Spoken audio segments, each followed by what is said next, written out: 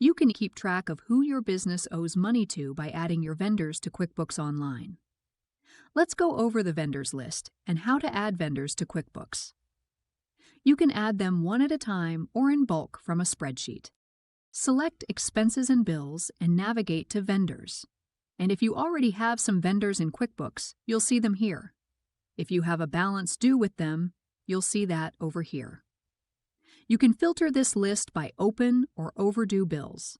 If you want to know how to add bills to QuickBooks, there is a video at the end of this one to show you how.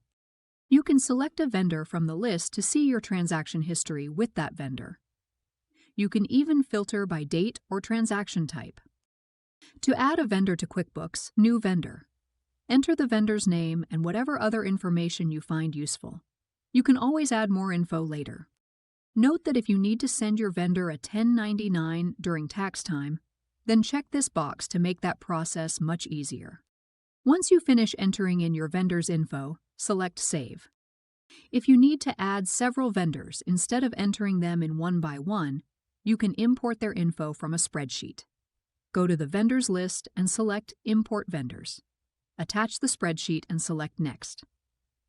Then map the fields in your spreadsheet with the fields in QuickBooks. Select Next. If everything looks good, select Import and all these vendors will be added to QuickBooks. You can see the vendors we just added here in the list.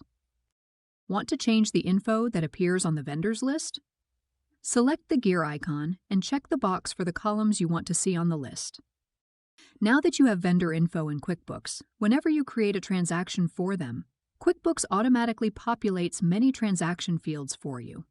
Start adding vendors to your QuickBooks and keep track of who you pay money to.